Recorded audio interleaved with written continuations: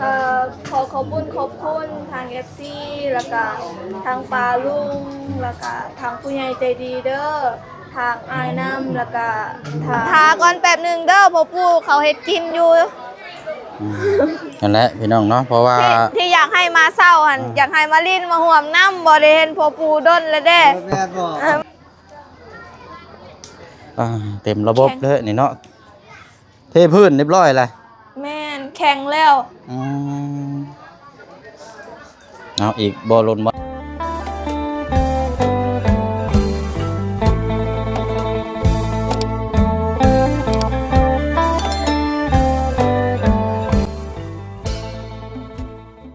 บายดีเด้อสบายดีเอาเสียงสบายดีโอ้โหจนไม่จืดเนาะแม่ดูก่อนนะบ่ได้ยินเสียงทางลาบค่อยเนาะไม่ใช่ตามฟังเสียงมันก่อนเด้อเอาถือว่าเขาเปิดภาพมากะเป็นมือดีมืองามพี่น้องเนาะมือสันวันดีสำหรับทางน้องป๊อปและกับทางครอบครัวเนาะรวมถึงทางญาติพี่น้องบ้านใกล้เคียงเนาะมื้อนี้ก็มาแสดงความร่วมยินดีนำพี่น้องเนาะแล้วก็เป็นคนที่ฮู้จักนี่แหละพี่น้องเนาะโอ้เนาะตรงกับวันที่27สิงหาเนาะหรือว่า27สิงหาเดือน8นี่แหละพี่น้องเนาะใกล้สิสิ้นเดือนแล้วพี่น้องเอ้ยเนาะเอาเดี๋ยวมาชมบรรยากาศเบิ่งน้ำกันเนาะแต่ละมุมแต่ละบอนแต่ละแจกับข้าวกับน้ำเป็นจังไดเนาะมีภายในเพิ่นหาภายในเนาะสำหรับทางน้องป๊อปถูกพี่น้อยเจ้าภาพเนาะแต่งใส่ชุดผ้าไหมบ่คือสินไหมเนาะอันนี้จะสิเป็นโซนยังก็มองนึ่งข้าวสวัสดีแม่ครัวเป็นนี่ใดเมื่อยอยู่บ่ยังบ่ทันได้จ้าบ่ยังบ่ทันได้พากันกินข้าวบ่นี่เพราะแต่ว่าเฮ็ดกับข้าวเนาะคือว่าสายนั้นสัวแต่ยังบ่แล้วอยู่อันนี้นี่พี่น้องอันนี้เป็นแบบห่อเนาะใส่ถุงหิ้วโอ้สิได้ห่อมื้อแล้วซะมื้อนี้ข่อยห่อได้อยู่บ่ฮะใส่แบบนี้บ่สิห่อเอาทั้งกินทั้งห่อเด้กินอิ่มแล้วสิห่อมื้อกินน้ำนะได้อยู่บ่ได้อยู่เอาอันนี้แผนกครัวเนาะเพิ่นแบ่งกันพี่น้องเพิ่นแบ่งกันแบบคืออยู่บ้านเฮานั่นแหละโซน1ข้าว1น้ำนี่แหละนี่แล้วก็อีกโซนอยู่พุ่นก็สิเป็นหม้องผักลาบผักก้อยไปอะไรเนาะเดี๋ยวมาเบิ่งน้ำกันแล้วจังมาทักทายทั้งเจ้าของเจ้าภาพเพิ่นชาล้านช่องพี่น้องเนาะปุ๊บพูดดีๆเนาะ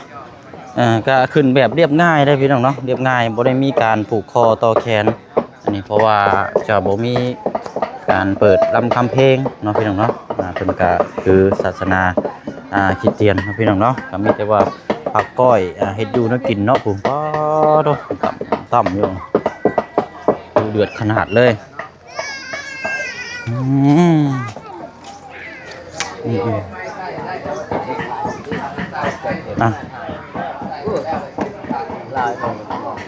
เป็นยังไงทั้งสร้างเขาเนาะมาแต่เช้าคุณพ่อนี่สวัสดีเด้อพ่อเด้อหากมาแต่พูดแล้วเขาก็ไปจัดแจงเรื่องไฟแต่ว่ายังบ่มีหม่องไฟต่ออยู่อันอีกหลังนึงวัดกับไปแก้กล้วยอีกหลังนึงวัดบ่อยู่มีแต่ว่าไปเห็นห่างก่อนแล้วเนาะพอดีแล้วเขาเจ้ามาชีวิตมุ้งมาแต่ว่าเขาบอกแม่น้องเอิงไว้อันนั้นแล้ว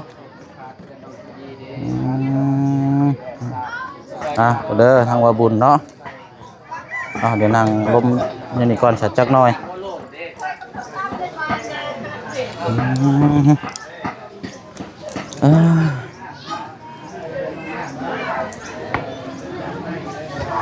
ก่อนเนาะจักโมงแล้วนี่เนาะถือว่ากับข้าวอยู่พี่เพิ่นก็เฮ็ดสวยเนาะยังบ่แล้วอยู่หูยังต่ำอยู่พี่น้อง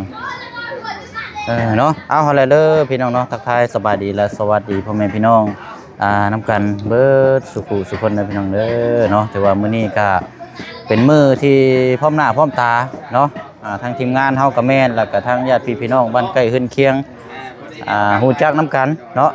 เป็นอีกเคสหนึงนี่ก็พี่น้องเนาะที่ทีมงานเฮาได้ระดมซอยกันหรือว่าสำเร็จ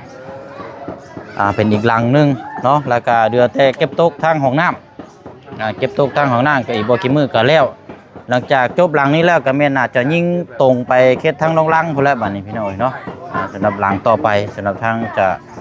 ขึ้นเบิ้นเฮือนซาล้านซองนะพี่น้องเนาะลังแล้วก็ต่อแม่น้องเอิงแล้วก็ต่อน้องคำดีบ่จังได๋ก็ติดตามเบิ่งนํกันเนาะพี่น้องเนาะเบิ่งนํกันยาวๆใช่โตเต็นเพิ่นคือว่างหน่อยแท้ฮะเอาเข้าในพุ่นบ่อ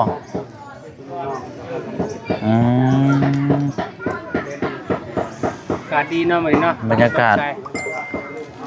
บรรยากาศก็ถือว่าดีพี่น้องลมเย็นจักหน่อย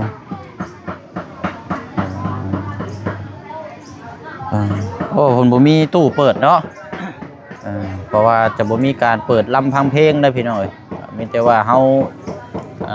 เป็นหูเป็นตาเบิ่งน้ำกันแสดงความยินดีน้ำกันก็แม่นว่าแยกย้ายเนาะอันนี้บรรยากาศ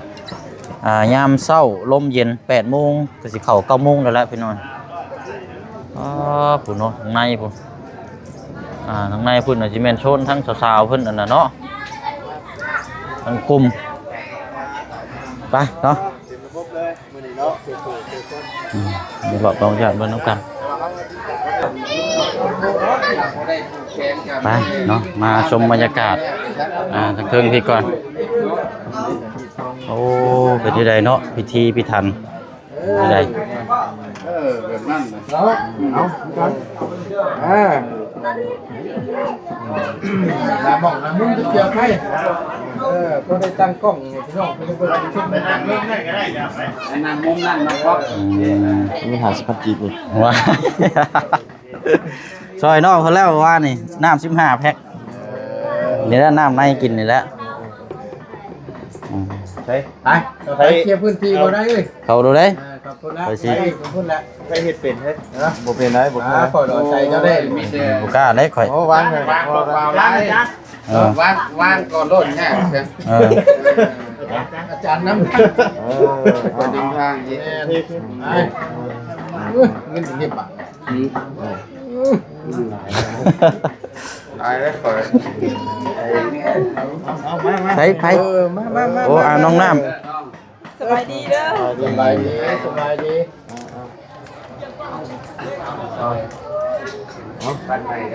เอายืนไปแล้วเอาครับฝากไปน้ำเนี่ยร่วมกันเอาฝากไปน้ำนี่แหละชงต่อแล้วชงต่อนะก็เอาบุญน้ำกันนี่แหละของง่ายเอาพากับพาอันนี้จะเป็นทางใส่รถทางผู้หลักผู้ใหญ่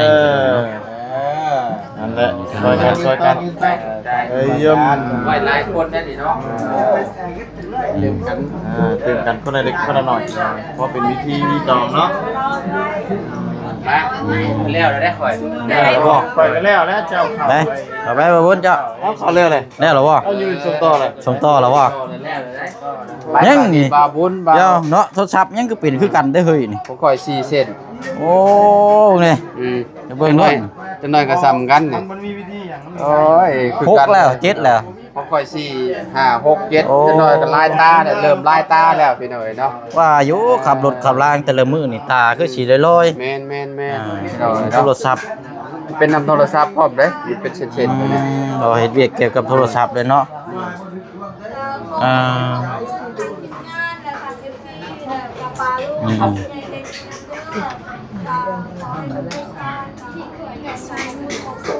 ทางอันพระเจ้าบ่ได้อยู่ยังจัดตกปูรถ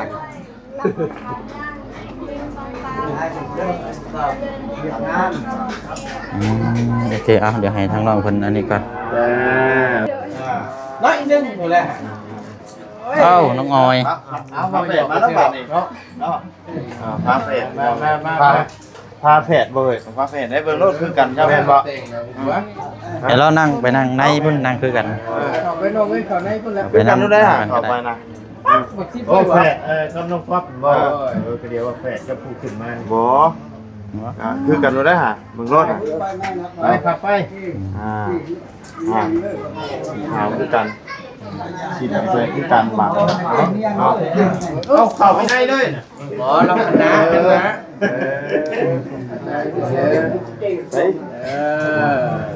โอ้สักภาพเลยลูกเนาะเพื่อเต็มกล้องนี่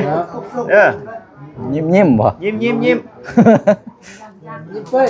ไหนยิ้มยิ้มเป้ย แล้วหาเนาะโอเคเอาเดี๋ยวแล้วให้ทางน้องๆเพิ่นพูดคุยน้ำกันทั้งน้องป๊อปแล้วก็น้องออยน้องออยนี่นานแล้วบ่ได้พบเจอน้องเพิ่นเนาะเดี๋ยวขออนุญาตในสายเราได้มาได้ใส่น้องออยนะจังเนาะ เอาไง3คนนี่หมู่กันเลยเนาะ หมู่กัน เพื่อนกัน เลยเอาสบายดีทั้งอันพี่น้องก่อนน้องล่ะ โดยสบายดีทุกคน เป็นจังไดสุขภาพร่างกาย แข็งแรง ปกติแล้วบ่โอ้เอายินดีนำเสยเด้อแต่ว่าตอนนี้คือว่าเฮ็ดเวียกอยู่นี่บ่ มันโดน ขายโทรศัพท์บ่โอ้มีโปรอยู่บ่ ว่ากันโทรศัพท์ถึงมีโปรอยู่อยากได้อยู่ได้ เจ๊นอนบ่ต้อง มีแถมที่ มีโทงมีแถมอย่างนั้นนะ มีแถมแล้วก็ให้สิลูกก็ช้อยมี มี โปรโมชั่นการทำพ่อนบ่ว่านั่นนี่ อยู่บ้านดงนี่มันบ่ เอาไปลงกันเลยเด้อ โดยแล้วเนาะ เสียงพูดคุยกับน้องๆก่อน กับ่หลายหรอกเพราะว่ายันวันเวลาและถามเด็กๆน้อยๆพี่น้องเพราะว่าน้องๆเขาเจ้าก็นานๆทีมาพบเจอกันเนาะโอเคฉะน้องเด้อหั่นละเฮ็ดเวียกเฮ็ดงานนี่ละมาเบิ่งน้ำหมู่คู่เนาะดีแล้วน้องป๊อปคนสิว่าก็เป็นหมู่คู่นำกันได้3นี่เนาะเคยเฮ็ดงานนำกันบ่ล่ะ3คน ไปนอนน้ำกันแต่ไม่ได้เบียร์กัน โอ้มันสิว่าก็ยังบ่ทันได้มีครอบครัวบ่เด้นี่เนาะยังโสดบ่เลย3 สาวนี่พี่น้องก็ถือว่าเป็นมื้อดีมื้องามเนาะเอาหั่นล่ะพากันพูดคุยนำกันเด้อสมเจ้าเสร็จเด้อ โดยจังหน่อยกันสิลงตารางคือการพัง เอาสมมิติว่าเอาเดียวขออีกช็อตนึงก็ได้เนาะอันอยากให้ทางน้องป๊อปมานบมือทางปากขมุกขอบใจทางอันไอ้ร้องแล้วก็ทาง FC ปลาลุงน้ำกันเบิดสุคนนั่นแหละเด้อเพราะยันบ่มีเวลานะพี่น้องเนาะเอาเป็นแบบว่าให้เพิ่นทำฮู้ว่ามันเกิดขึ้นได้หลังนี้ก็ย้อนทาง FC ทางผู้ใหญ่ทีมงานทั่วน้ำกันเบิดนั่นแหละเนาะกันเสียว่ากันเนาะนั่นแหละเนาะขอบคุณทาง FC แล้วก็ทางปาลุงแล้วก็ทางผู้ใหญ่ใจดีเด้อทางอายน้ำแล้วก็ทางทานอื่นน้ำเด้อแล้วก็ทางทีมงานก็ต้องขอบใจถ้าบ่มีทีมงานกับทางผู้ใหญ่ใจดีแล้วก็ FC ก็น้องป๊อบก็อาจสิบ่ฮอดมื้อนี้ก็ตามที่ทางนายเห็นเลยก็ขอบคุณขอให้ไปไสมาไสเป็นทางปลอดภัยขอให้ร่ำรวยๆจับหยังเฮ็ดหยังก็ขอให้เป็นเงินเป็นทองรวยการงานเจริญรุ่งเรืองตลอดปีแล้วก็ตลอดไปขอพระเจ้าคุ้มครองเด้อเนาะบัดนี้ก็พากันเบิ่งตามชายไสบัดนี้เด้อเนาะนำเวียกงานทั้งทั้งสร้างเฮาห้องน้ำเพิ่นบ่ได้มาเนาะก็บ่ฮู้คือกันแต่ว่าเฮาบอกทางอ้ายเพิ่นอยู่ว่ามื้ออื่นก็คันบ่มาเฮ็ดก็มาเรียนมากินมาร่วมกันนำกันเด้อบ่มาเฮ็ดก็ได้ให้มาเรียนเพื่อนนำกันแต่ว่าเพิ่นบอกว่ามาแต่บ่ฮู้คือกันเพิ่นบ่มามันจะนั่นแหละเนาะแต่บ่เสียงโทรหาอยู่เพิ่นบ่รับนะยันหยุดนั่นแหละเบิ่งซั่นกันเนาะโอเคเอาซะเด้อเอาอยู่ดีมีแฮงเนาะเป็นบ้านใหม่ใช้อย่างงามให้ค้ำให้คูณให้เป็นเฮือนที่เป็นมงคลทางครอบทางครัวเพราะว่าสิสร้างทางครอบครัวหยังก็แล้วแต่เนาะให้มีแต่แนวดีๆพี่น้อยให้เป็นพื้นฐานมันแก่นมันคงรุ่งเรืองเจริญก้าวหน้าเด้อได้เนาะโอเคให้ขอไม้ในวันนี้น้องอ้อยสะโพกไปหาเมื่อกี้นี้เนาะดีเลยพี่น้องเนาะถือว่าเป็นมื้อดีมื้องามเพราะว่าก็มีทั้งนี่แหละทั้งผู้หลักผู้ใหญ่เพิ่นมาแสดงความยินดีนำกันสิว่าก็มันสุดกับขึ้นเดินซานแล้วเนาะ บ่ได้มีสิเป็นภาพง่ายๆได้สิเกิดขึ้นแบบนี้ได้นะพี่น้องก็นอกจากทั้งผู้เบิ่งผู้แย่งนํกันนั่นแหละก็สิก่อตั้งขึ้นมาได้ก็คือเฮาสร้างวัดสร้างบ้านก็แบบเดียวกันเนาะอันนี้ก็คือกันพี่น้องไปเนาะเดี๋ยวไปชมบรรยากาศลงข้างล่างก่อนบัดนี้เด้อพากันคุยกันก่อนก็ได้เนาะไปพี่น้องเบิ่งบรรยากาศข้างล่างนำกันอีกเอาพี่น้องเนาะข้าวกับข้าวยังบ่แล้วอยู่เนาะยังบ่แล้วหมูกระทะ เฮ้ยพ่อปู่นะลืมพ่อปู่แล้วจัก พ่อปู่สบายดีพ่อปู่พอสร้างน้ำเด้อ อีกรอบหนึงเนาะเอารออีกจักหน่อยเนาะ โดย กับข้าวกับน้ำกับ แม่นทาก่อนแป๊บนึงเด้อพ่อปู่เขาเฮ็ดกินอยู่ นั่นแหละพี่น้องเนาะเพราะว่าที่อยากให้มาเศร้าหันอยากให้มาลิ้นมาห่วมน้ำบ่ได้เห็นพ่อปู่ดนแล้วเด้แม่รอเป็นได้เอาอดรอจักหน่อยเนาะเดี๋ยวไปหาหมู่กันว่าหันภาพมาทางนี้ก่อนบัดนี้เด้อมีหมู่มาลิ้นมาครบเลยโรงเรียนน้องน้อยน้องละน้อยแล้วก็ทางน้องเพิ่นแนะนำตัวน้องใสแล้วก็น้องมีนาน้ำแล้วน้องเลี้ยงเอาผิดแล้วเอาลืมขอโทษน้ำน้องแต่งจริงแล้วก็กองมี่ก็มาน้องเลี้ยงเขาลืมเอาแล้วก็เจ้าสิดอกแคแล้วก็เนาะทั้งน้องหลอกแค่เขาบ่จือสื่อนั่นได้ก่อนฮะคือจอยลงแท้นี่เนาะโนลาแล้วก็น้องลาน้อยดูลาบ่เขาบ่ฮู้สื่อนำแน่แล้วก็น้องจีดีละหมู่เฮาสื่ออ้อยแล้วอ้อยแล้วก็น้องน้ำเอาค่ะคันสิว่าก็มีแต่พายยิงไปเลยนี่เนาะเพิ่นมาแสดงความยินดีนำเนาะเป็นหมู่คู่กับแม่นฮู้จักเอายังบ่ทันได้กินข้าวอยู่จักหน่อยเนาะโดยจักหน่อยพายยิงมาอัปเดตเบิ่งทางห้องน้ำก่อนบัดนี้โดยช่างนี่ยันยุดมื้อนี้เนาะแม่น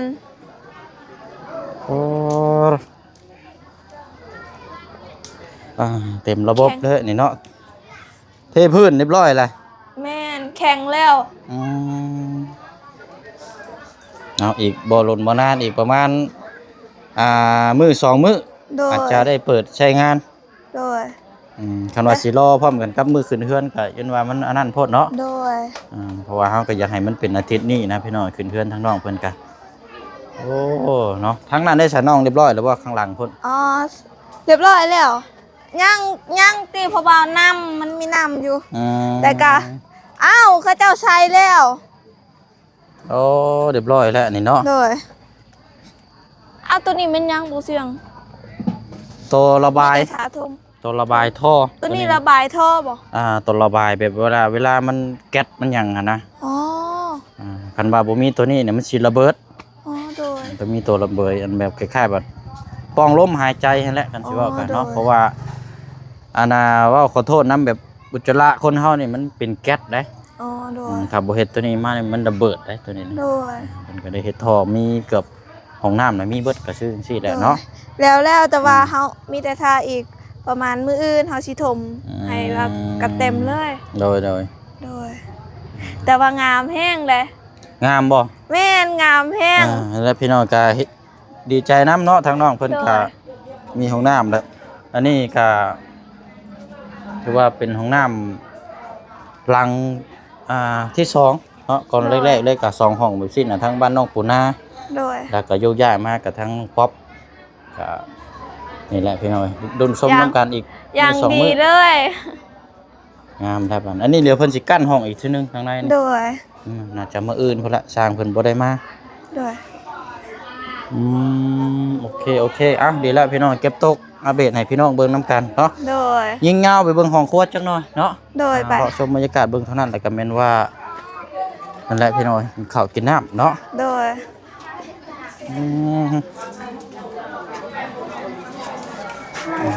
จะภาพเลาะบนก่อนฮะชอบเลย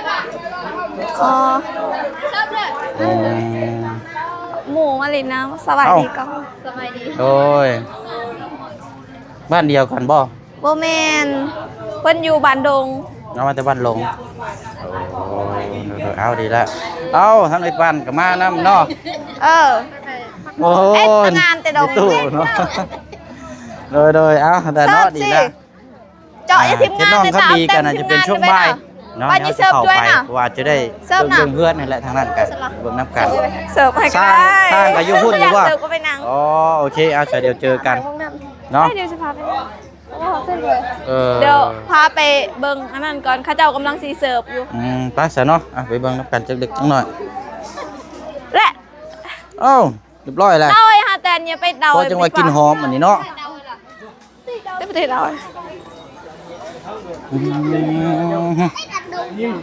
นี่พี่น้องโซนกับข้าวกับน้ำพอน้องไม้ได้เป็นเชฟนี่เนาะอ๋อเป็นได้ไอ้คักอยู่บ่หลายเลยดิเนาะ เด็กไอ้พวกนี่ฮะสิไอ้ จะ พวก มี ตัว ลาบ นี้ เนาะ ป่ะ มีลาบมีก้อย พว เนาะ กตัวอะไร แล้วเรียบร้อยแล้วพี่น้องมีแต่ย่อข้าวย่อน้ำบัดนี้เนาะเอาโอเคใช่เนาะเดี๋ยวในเพิ่นจัดแจงแล้วเฮาจะเบิ่งได้ปลาข้าวเนาะกันนั่นแหละพี่น้องแต่ว่าทีมงานเขาออกเพิ่นออกไปโหลดคลิปก่อนบ่ เดี๋ยว บ่เห็น แม่ เนาะ นเดี๋ยว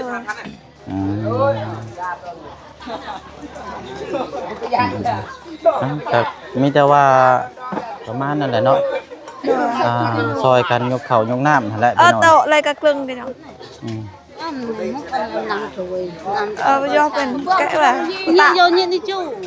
น่ะกูดังเจอเพิ่นบอกว่าสิอันนั้นให้ไกลทางเขาสร้างแล้วก็ทางทีมงานเพราะว่าเขาจับ เอาจังใดก็จังว่ากันเนาะเอาละแต่เนาะอันใดมันดีมันงามก็เฮ็ดเนาะอันใดมันบ่ดีบ่งามมันก็บ่เฮ็ดเนาะป้าสาวเนาะพี่น้องกำลังตักข้าวตักน้ำอยู่บัดนี้มีแต่ว่าหั่นละตามเธอจะใส่เนาะ โดย ก็วิธีแบบเรียบง่ายประมาณนี้แหละพี่น้องเนาะ โดย มีแต่ว่าถ่ายคลิปแล้วบัดนี้เนาะมีแต่ว่าขอให้มีแต่สุขภาพร่างกายแข็งแรงเด้อน้องป๊อปพร้อมครอบครัวขอให้เป็นเพื่อนค่ำเพื่อนคูณเพื่อนมั่งมีสีสุขคิดหยังทำหยังค่ะให้มีแต่ความรุ่งเรืองเจริญก้าวหน้าเด้อไปมาหาสู่กับทักทายเพิ่นแหละเนาะเป็นบ่ว่าสิผู้สร้างผู้เบิ่งผู้แย่งผู้ส้มทั้งที่เพิ่นให้กำลังใจแหละเนาะ โดย ไปบัดนี้เนาะมอบหน้าที่ให้ทั้งน้องเพิ่นดูแลทั้งแขกผู้มาเยี่ยมงานก่อนบัดนี้เนาะทางเฮาก็สิได้ล่ำลาก่อนได้บัดนี้เด้อ โดย เอาเนาะ สบายดี โอเคไปเอาละมาไปพี่น้อง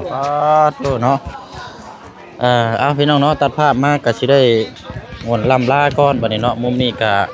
เป็นอีกมุมหนึงนี่ก็จะเป็นกลางเต็นท์นี่แหละพี่น้องเนาะไปเนาะล่ำลาก่อนเด้อบัดนี้พี่น้องเนาะสุขทางกายสบายทางใจทางผู้ให้ทางผู้รับทางผู้เบิ่งทางผู้แย่งทางผู้ชมเนาะทางเจ้าภาพทางสถาเด้อเนาะเบิ่งแย่งน้ำกันเนาะสำเร็จไปอีก